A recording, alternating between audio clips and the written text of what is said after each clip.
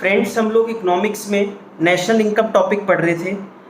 अब इसके बहुत इजी क्वेश्चंस रह रहे हैं, वो आइए आज की क्लास में डिस्कस कर लेते हैं।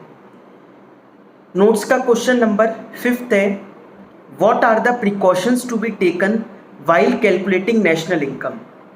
नेशनल इनकम कैलकुलेट करते वक्त क्या क्या प्रिकॉशंस लिए जाते हैं। ये वाला हमने बहुत हद तक तो जो अभी हमने इंक्लूडेड नॉट इंक्लूडेड के क्वेश्चंस किए थे उसमें ही कवर कर लिया था, लेकिन फिर भी ये क्वेश्चन अलग से भी पेपर में आ जाता है कि इनकम मेथड के क्या प्रिकॉशंस हैं, एक्सपेंडिचर मेथड के क्या प्रिकॉशंस हैं, वैल्यू एडिड मेथड के क्या प्रिकॉशंस हैं। ये अलग से क्वेश्चन भी पेपर में आ सकते हैं। तो आज की क्लास में हम सबसे पहले वही डिस्कस करते हैं।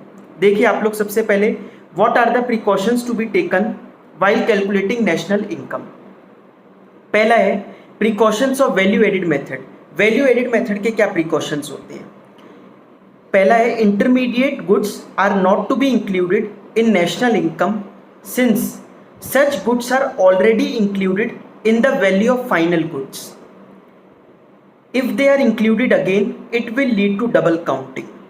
पहला प्रिकॉशन ये लेना है कि सिर्फ फाइनल गुड जो बिक रहा है उसकी वैल्यू लेंगे हम नेशनल इनकम कैलकुलेट करते वक्त। जितने भी इंटरमीडिएट गुड हैं, देखो इंटरमीडिएट गुड को एक और तरीके से कहा जाता है वो गुड जो एक बिजनेस यूनिट दूसरे बिजनेस यूनिट को बेचता है, उसको कभी भी इंक्लूड मत करो, क्योंकि जब लास्ट में वो फाइनल कंजम्पशन के लिए फाइनल कंज्यूमर को बेचेगा तब उसको हम ऑब्वियसली हम उसको इंक्लूड करेंगे।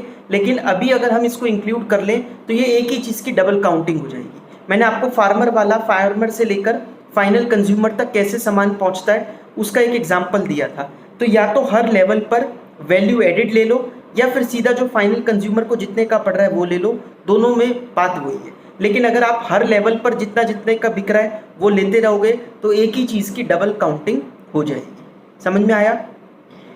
सेकेंड पॉइंट है sale and purchase of second hand goods is not included in the year in ये थोड़ा सा ठीक करा हुआ है। Sale and purchase of second hand goods is not included because it was already included. ये हल्का से लिखा हुआ है, आपको दिख रहा होगा, नहीं तो चेंज कर लेना जब मैं आपको नोट्स प्रोवाइड करूंगा। Is not included as it was already included in the year in which they were produced and do not add to the current flow of goods and services. देश में कोई current flow नहीं हो रहा goods and services का, इसलिए इसको इस साल ऐड मत करो। ये ऑलरेडी ऐड हो चुका था जब सबसे पहले जब बना था तब बिका था। आ गया समझ में। थर्ड पॉइंट है production of goods for self consumption will be included. Farmer अगर कुछ प्रोड्यूस करे और वो सारा खुद खा जाए मतलब पूरा फैमिली की कंजम्पशन के लिए रख ले क्योंकि आउटपुट इतना कम बना है उसका, क्या हम उसको इंक्लूड करेंगे या नहीं करेंगे? बिल्कुल उसको हम इंक्लूड करेंगे। तो for self consumption will be included in national income as they contribute to the current output. But इसको आप जो हाउसवाइफ की सर्विसेज होती हैं, जो घर में खाना बन रहा है, उससे लिंक मत कर लेना। वो अलग से पॉइंट आएगा कि जो घर में प्रोडक्शन हो रही है गुड्स की उसको इंक्लूड करेंगे या नहीं करेंगे, तो उसको इंक्लूड नहीं कर पाएंगे due to non availability of data. Imputed value of owner occupied houses should be included in national income, value of which is estimated according to market rent of similar accommodation. अगर किसी का business घर में ही चल रहा है और वो रेंट पे नहीं कर रहा है तो क्या रेंट की वैल्यू इंक्लूड होगी या नहीं होगी? आपने पढ़ा है, मैंने इनकम मेथड में भी बताया था मिक्स्ड इनकम में कि सब कुछ इंक्लूड करते हैं एक एस्टिमेट लेकर। ठीक है, तो ये वाली वैल्यू हम इंक्लूड करके चलेंगे। Precautions of income method. पहला प्रिकॉशन है ट्रांसफर इनकम। अब जब आप इनकम मेथड लिखो, देखो आप देखोगे ये जो प्रिकॉशंस है तीनों मेथड के मोस्टली तीनों में सिमिलर मिलेंगे आपको। वहाँ पे भी वही बात करेगा, अगले मेथड में भी वही बात करेगा, लेकिन लिखने का तरीका बदल जाएगा। इनकम मेथड के प्रिकॉशन पूछेगा तो कहेंगे ट्रांसफर इनकम इंक्लूड मत करो। जब एक्सपेंडिचर मेथड पूछेगा तो कहेंगे ट्रांसफर एक्सपेंस इंक्लूड मत करो। ठीक है। Transfer incomes are not included in national income because it does not involve any production of goods and service. कोई प्रोडक्शन तो हुई नहीं है गुड्स एंड सर्विस की, सिर्फ पैसा इधर से उधर ट्रांसफर हो रहा है, इसलिए इसको हम इंक्लूड नहीं करेंगे। Income from sale of second hand goods will not be included as they were already included when sold as new, otherwise it would lead to double counting. वरना ये डबल काउंटिंग हो जाएगी। Income from sale of shares, ये सारा इसलिए जल्दी पढ़ा रहा हूँ, आपको ऑलरेडी मैंने इंक्लूडेड नॉट इंक्लूडेड पढ़ाते वक्त पूरा डिटेल में समझाया हुआ है। Income from sale of shares, bond etcetera will not be included as they represent mere transfer of ownership and no good or service is being produced. Windfall gains, lottery वगैरह, windfall gains are not included, for example income from lottery, as there is no productive activity connected with them. है तो किसी की income, लेकिन मैं बार बार कह रहा हूँ हमारा फोकस मेनली इनकम पर नहीं जीडीपी पर होता है, gross domestic product, production of goods and services. तो देश में अगर कोई नई प्रोडक्शन नहीं हो रही तो इंक्लूड मत करो। समझ में आ गया? नेक्स्ट है precautions of expenditure method. Expenditure on intermediate good will not be included in national income as it is already included in the value of final expenditure. If they are included again it would lead to double counting. ये value added method में बता ही दिया था, intermediate consumption को include मत करो, वही बात यहाँ कर रहा है, इंटरमीडिएट कॉस्ट को इंक्लूड मत करो। खर्चा होगा तो वो एक्सपेंडिचर कहलाएगा, इसलिए कह रहे हैं जितनी भी इनपुट कॉस्ट हो रही है, इंटरमीडिएट कॉस्ट हो रही है, उसको हम इंक्लूड नहीं करते एक्सपेंडिचर मेथड से नेशनल इनकम कैलकुलेट करते वक्त। Transfer payment are not included as such payments are not connected with any productive activity and there is no value addition. कोई नया वैल्यू एडिशन नहीं हो रहा, इसलिए हम इसको इंक्लूड नहीं करके चलेंगे। Purchase of second hand goods will not be included as such expenditure has already been included when they were originally purchased। देखो ये तीनों मेथड के प्रिकॉशन आपको लिखने को एक साथ नहीं आएंगे, किसी भी एक मेथड का आ जाएगा, इसलिए तीनों के अलग अलग मैंने लिख कर दे दिए आपको। है सिमिलर लेकिन फिर भी थोड़ी सी लैंग्वेज चेंज करने के लिखना पड़ता है आपको हर मेथड में। Purchase of financial asset, shares, bonds etcetera will not be included as such transactions do not contribute to the current flow of goods and services। तो ये होते हैं मेजरली प्रिकॉशंस। तो थ्योरी का अगर क्वेश्चन इस चैप्टर में से आता है तो प्रिकॉशन भी आ सकता है। मैं आपको इंपॉर्टेंट क्वेश्चंस बता दूंगा वैसे इस चैप्टर के कौन कौन से हैं, मोस्टली बोर्ड तक उन्हीं क्वेश्चंस में से आएगा।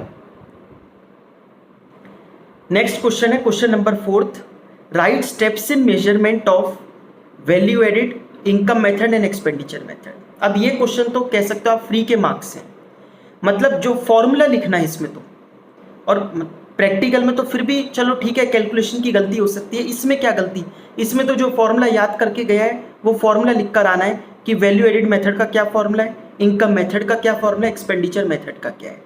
मैंने यहाँ पर एक मेथड करके दिखा रखा है, आप कहोगे तो मैं दोनों के मेथड के भी भेज दूंगा कैसे स्टेप्स इन मेजरमेंट लिखने, वरना यहाँ पर बता रहा हूँ बिल्कुल उसी तरीके से लिखने हैं। फॉर्मूला तो लिखना है लेकिन उसका भी एक तरीका होना चाहिए। तरीका क्या होना चाहिए? हमारा चैप्टर है नेशनल इनकम, लेकिन हर मेथड से नेशनल इनकम नहीं निकलता, किसी से जीडीपी एमपी निकलता है, किसी से जीबीए एमपी निकलता है और किसी से एनडीपीएफसी निकलता है। तो आपका ऑब्जेक्टिव क्या होना चाहिए, जब क्वेश्चन आपसे कह रहे हैं स्टेप्स इन मेजरमेंट करो, बताओ इनकम मेथड के, तो आपको लास्ट में कहाँ पहुँचना होगा? नेशनल इनकम पे। हमें पता है कि उससे क्या निकल के आता है, एनडीपीएफसी, तो आप उसमें खुद ऐड करो जो करना है जिससे कि हम किस पे पहुँच जाएं, नेशनल इनकम पर। ये ध्यान रखना है, ये लास्ट में ध्यान रखना है। सबसे पहला स्टेप क्या लिखना होता है? पहला स्टेप सब में सेम है, चाहे वैल्यू एडेड मेथड आ जाए, चाहे एक्सपेंडिचर मेथड आ जाए, चाहे इनकम मेथड आ जाए। पहला स्टेप कहता है जितने भी हमारे बिजनेस यूनिट्स हैं, प्रोडक्शन यूनिट्स हैं, इनको क्लासीफाई कर लो इंडस्ट्रीज को 3 पार्ट में, प्राइमरी, सेकेंडरी और टर्शियरी। पहले प्राइमरी में, प्राइमरी आपको पता है एग्रीकल्चर वगैरह, सेकेंडरी मतलब जिसमें मैन्युफैक्चरिंग वगैरह होती है, और टर्शियरी सेक्टर होता है service sector, banking, insurance, CA service, lawyer की सर्विस, ये सारा आता है टर्शियरी सेक्टर में। तो सबसे पहले क्या करना है, क्लासीफाई करना है प्रोडक्शन यूनिट्स को तीनों सेक्टर्स में। इसके बाद आपका जो फॉर्मूला है वो लिखना होता है। एक बार देखो वैल्यू एडेड मेथड कैसे कर रखा है। Step 1, identify and classify the production units. The first step is to identify and classify all the producing enterprises of an economy into primary, secondary and tertiary sectors.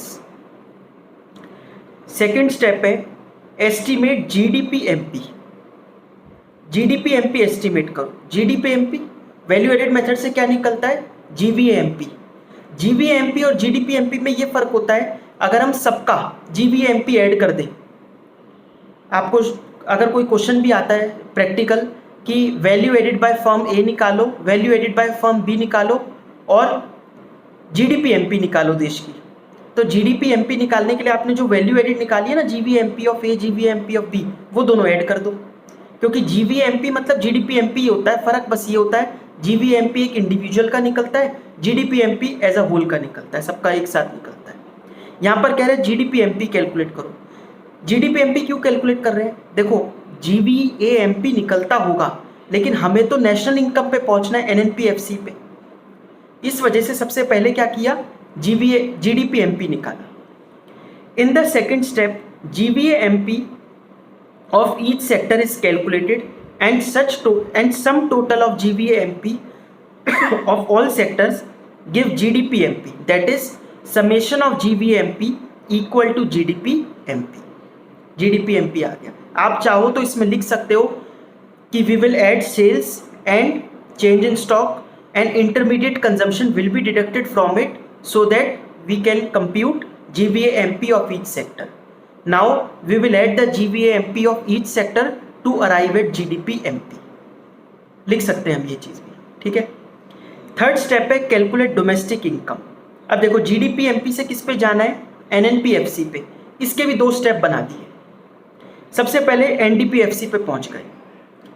ऐसा क्यों किया? सिर्फ steps बढ़ाने के लिए, फ्रेंकली बताऊं तो, क्योंकि पेपर में ये क्वेश्चन 4 नंबर का आ जाता है, तो 4 नंबर में छोटा सा फॉर्मूला क्या लिखेंगे, तो ज़बरदस्ती खींच रखा होता है। तो सबसे पहले सेक्टर्स में डिवाइड करने का लिख दो, फिर 2-3 स्टेप में अपना फॉर्मूला समझा दो, ठीक है। By subtracting the amount of depreciation, कह रहे GDP-MP में से एक तो डेप्रीसिएशन को माइनस कर दो एंड NIT माइनस कर दो। From GDP-MP we get domestic income, that is NDP-FC। आ गया समझ में? Fourth step, estimate NFIA to arrive at national income. National income equal to NDP-FC plus NFIA। आ गया समझ में? तो ये वैल्यू एडेड मेथड को निकालने का तरीका है कि इसके स्टेप्स इन मेजरमेंट क्या होते हैं। बहुत ज़्यादा तो नहीं, ये क्वेश्चन ऐसा नहीं है कि पेपर में आएगा ही आएगा, पेपर में ये इंपॉर्टेंट क्वेश्चंस में से तो नहीं है। नोट लिखा है similarly right the steps for other 2 methods. तो जो बचे हुए 2 मेथड्स है, इनकम मेथड और एक्सपेंडिचर मेथड, उसमें भी ऐसे ही होगा। मैं एग्जांपल देता हूँ, जैसे एक्सपेंडिचर मेथड। एक्सपेंडिचर मेथड में पहला स्टेप क्या लिखेंगे? क्लासीफाई कर लो सब प्रोडक्शन यूनिट्स को तीनों सेक्टर में। दूसरा स्टेप क्या लिखेंगे? Calculate GDP-MP as follows. चारों चीज़ें लिख दो, क्या क्या ऐड करेंगे? Government final consumption, private final consumption expenditure, gross domestic capital formation, net exports. GDP-MP आ गया। अगले 2 स्टेप और बना दो। सबसे पहले NDP-FC पे पहुंच जाओ, फिर उसमें NFIA और ऐड कर दो, तो क्या आ जाएगा? NNP-FC, नेशनल इनकम आ गई देश की। ये स्टेप्स हो गए इनकम एक्सपेंडिचर मेथड के। सिमिलरली हम लोग उसके बना सकते हैं इनकम मेथड के। आ गई बात समझ में आप लोग? इसमें एक बहुत सिंपल टॉपिक बच गया, रियल GDP या नॉमिनल GDP, वो और डिस्कस कर लेते हैं। एक थोड़ा अनरियलिस्टिक से एग्जांपल ले रहा हूँ, क्योंकि इतनी कम GDP तो किसी की भी नहीं हो सकती। 2019 में 10 यूनिट्स की प्रोडक्शन होती है और एक एक यूनिट 100 रुपीज़ का है। प्रोडक्शन कितनी हुई? 10 यूनिट्स की। एक एक कितने का है? 100 रुपये का। तो पिछले साल की GDP कितनी हो गई? 1000 रुपीज़। क्योंकि GDP का मतलब ही क्या होता है? Production of goods and services. इस ईयर 2020 में प्रोडक्शन 10 यूनिट से घट के कितनी रह जाती है? 8 यूनिट्स की। प्रोडक्शन हो गई 8 यूनिट की। प्राइस कितना था पिछली बार? 100 रुपये का। अब वो प्राइस हो जाता है 150 रुपये यूनिट का। इन्फ्लेशन की वजह से, महंगाई की वजह से प्राइस बढ़ गए, दाम बढ़ गए हैं उसके, और वो कितने का हो जाता है? 150 का। अब GDP कितनी आएगी? 150 इंटू 8, 1200 रुपये की। पहले देश की GDP कितनी थी? 1000, और अब कितनी आ रही है? 1200। बट आपने एक चीज़ देखी, GDP बढ़ रही है, बावजूद उसके कि हमारे देश की प्रोडक्शन तो उल्टा घट गई। इसी के लिए एक कंसेप्ट बनाया गया, real GDP and nominal GDP। और बेस्ट वे क्या होता है? Real GDP। रियल GDP क्या कहता है? आप जिस भी ईयर से GDP को कंपेयर कर रहे हो, प्राइसेस उसी ईयर के रखो। प्राइस तो बेस ईयर के ले लो, कांस्टेंट ले लो, सिर्फ जितने यूनिट्स बदले, यूनिट्स नए लो। कहने का मतलब जैसे 2020 में यूनिट्स तो हम 8 लेंगे, लेकिन प्राइस कांस्टेंट लेंगे, 150 रुपये नहीं लेंगे, 100 ही ले लेंगे। तो जब 100 लेंगे और 8 से मल्टीप्लाई करेंगे तो देश की जीडीपी कितनी हो गई? 800 रुपीज़। पहले कितनी थी? 1000। तो जीडीपी 200 रुपये से गिर गई, बढ़ने की बजाय 200 रुपये से जीडीपी गिर गई। समझ में आया? तो इसको बोलते हैं रियल जीडीपी, जो कांस्टेंट प्राइसेस पर निकाली जाती है। दूसरी होती है नॉमिनल जीडीपी, जो करंट प्राइसेस पर निकाली जाती है। वो पिछला कुछ नहीं देखेगी, जिस ईयर के प्राइस है, जिस ईयर के यूनिट्स है, उसी को दोनों को लो, मल्टीप्लाई करो और आंसर निकाल लो जीडीपी का। समझ में आ गया? ये होता है नॉमिनल जीडीपी, जो करंट ईयर के प्राइसेस पे निकाला जाता है, और रियल जीडीपी होता है जो कांस्टेंट ईयर के प्राइसेस पर निकाला जाता है। समझ में आ गया? बेस ईयर के प्राइस लेने होते हैं रियल जीडीपी में, नॉमिनल जीडीपी में लेने होते हैं करंट ईयर के प्राइसेस। बेस्ट कौन सा है? Real GDP. उसी से तो पता चलेगा देश सच में आगे बढ़ा या नहीं। जीडीपी तो महंगाई की वजह से भी आगे बढ़ सकती है, तो वो कोई अल्टीमेटली वेलफेयर तो है नहीं कंट्री का। ठीक है, वही टॉपिक है। अब इसको न्यूट्रलाइज करने के लिए, इसका इफेक्ट कितना पड़ रहा है ये देखने के लिए, नॉमिनल और जीडीपी का कंपैरिजन करने के लिए एक वर्ड डिस्कस होता है, जीडीपी डिफ्लेटर। ठीक है, जीडीपी डिफ्लेटर को प्राइस इंडेक्स भी कहा जाता है। ये किस लिए होता है? ये इनकी एवरेज निकालने के लिए होता है, नॉमिनल और रियल जीडीपी की। ठीक है, तो बहुत सिंपल सा टॉपिक है। व्हाट इज जीडीपी डिफ्लेटर और price index? GDP deflator measures average level of prices of all the goods and services that make up GDP. It is used to neutralise the effect of price changes. GDP deflator या price index equal to nominal GDP upon real GDP into 100। ठीक है, GDP deflator equal to nominal GDP upon real GDP into 100। इसके example देख लेते हैं, बहुत simple example आते हैं। ये तीन चीज़ें हैं, GDP deflator, nominal GDP, real GDP. इन तीन में से आपको दो दे देगा क्वेश्चन में, तीसरी आपसे पूछेगा। इतना सिंपल टॉपिक है। जैसे एक क्वेश्चन देखो, इसी के नीचे गिवन है, if price index is ₹105 and nominal GDP is 2100, calculate real GDP. Real GDP निकालिए, फॉर्मूले में पुट कर दो। फॉर्मूला क्या था? Price index equal to nominal GDP upon real GDP into 100। इसमें पुट करा, रियल जीडीपी निकल के आ गया 2000 रुपीज। आया समझ में? एक और क्वेश्चन देखो, नॉमिनल जीडीपी के आगे क्वेश्चन मार्क है, नॉमिनल जीडीपी हमें निकालना है। रियल जीडीपी कितना है? 4000। जीडीपी डिफ्लेटर कितना गिवन है? 105। नॉमिनल जीडीपी निकल कर आ जाएगा 4200। तो इस तरीके के क्वेश्चंस की, लेकिन ये भी कई बार पेपर में 3-3 मार्क्स के आए हुए हैं, इतने सिंपल क्वेश्चन। ठीक है, डिफरेंस समझ में आ गया? रियल जीडीपी करंट ईयर के, रियल जीडीपी कांस्टेंट ईयर के प्राइसेस पे होता है और नॉमिनल जीडीपी करंट ईयर के। रियल जीडीपी बेस्ट है किसी भी देश के वेलफेयर को चेक करने के लिए। एक इसका थोड़ा सा अच्छा क्वेश्चन है, ये पेपर में आने के ज़्यादा चांस है, क्योंकि इस क्वेश्चन में देखा जाता है कि सच में डिफरेंस क्या है रियल जीडीपी और नॉमिनल जीडीपी का। देखिए, product X is produced in a country where, मतलब whose output during 2012 and 2013 was 100 units and 110 units respectively. एक प्रोडक्ट एक्स बनता है कंट्री में जिसका 2012 में आउटपुट होता है 100 यूनिट्स का, 2013 में इसका आउटपुट होता है 110 यूनिट्स का।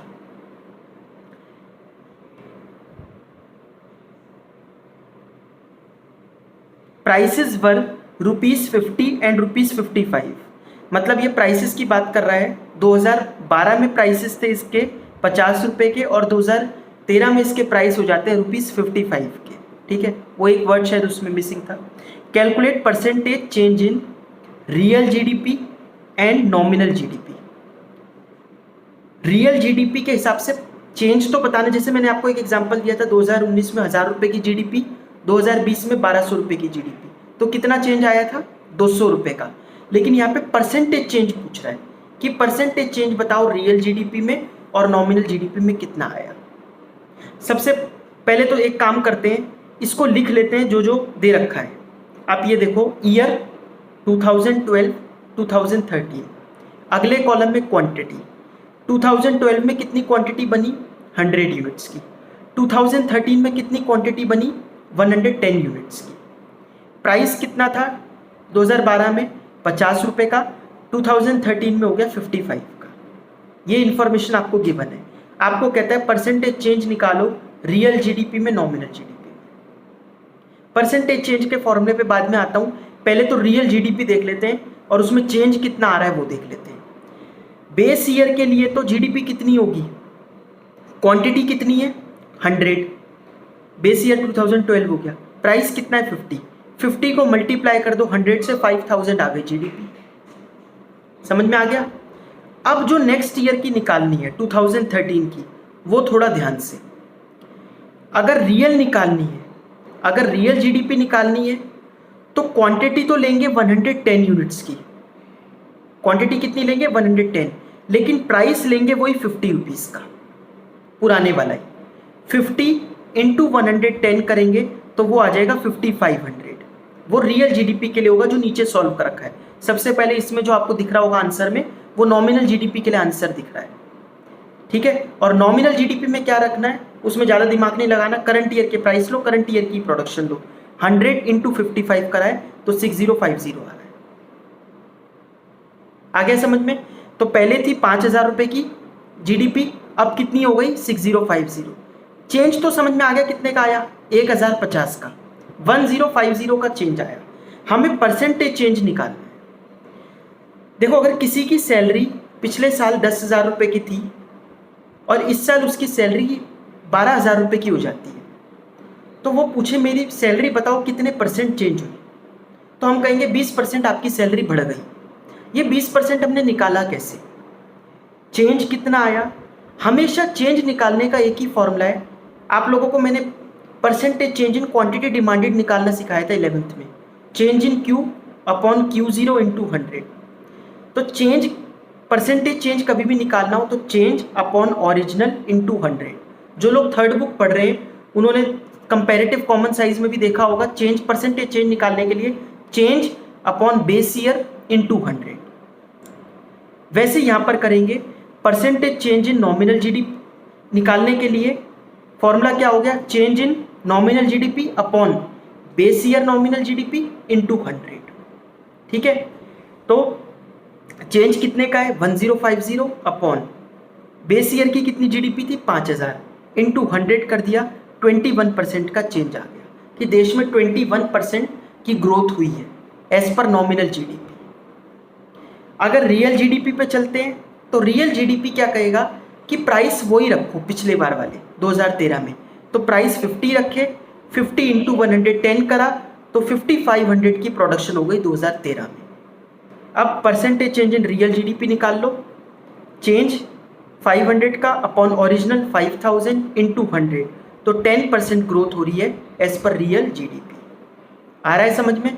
तो एक्चुअल में ग्रोथ तो सिर्फ कितनी हुई देश की 10%। ये क्वेश्चंस होते हैं रियल जीडीपी के और नॉमिनल जीडीपी के, ठीक है। हमारा टॉपिक कंप्लीट हो गया है, लेकिन आप लोग इसकी प्रैक्टिस करते रहना, बहुत इंपॉर्टेंट, सबसे बड़ा चैप्टर माना जाता है नेशनल इनकम, और इसके बाद एक और आएगा मैक्रो इकोनॉमिक्स में determination of income and employment. ये दो टॉपिक सबसे ज़्यादा लेंदी हैं लेकिन टफ तो नहीं है, ठीक है। बाकी हम लोग नेक्स्ट क्लास में